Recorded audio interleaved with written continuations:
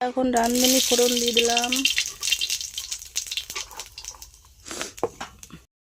এটা পুরা পুরা হয়ে গেছে। এখন রসুন আর ফোড়ন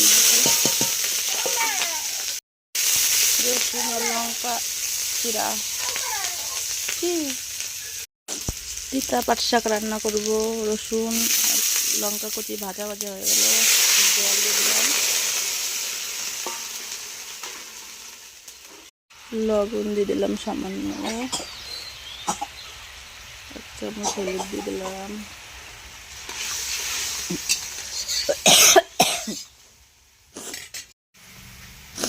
বন্ধুরা একটা মাছ দিয়ে পাট শাক রান্না করব।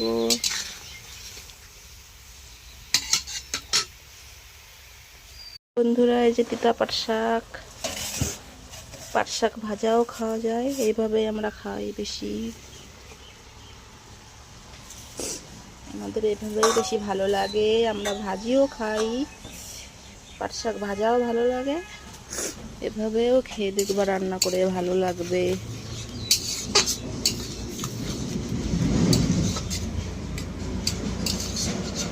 মাছ বেশি করে দিলে বেশি ভালো লাগে।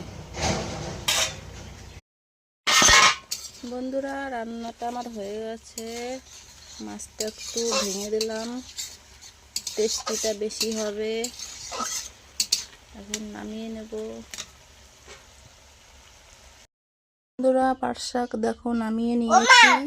আজকে আমাদের রান্নার রেসিপি পটল আলু দিয়ে মাছের ঝোল, চাল কুমড়োর ছেচকি, মাছের পেটা ভাজি। দেখতেই পাচ্ছ আজকে কি কি রান্না হয়েছে। Tata, bye bye.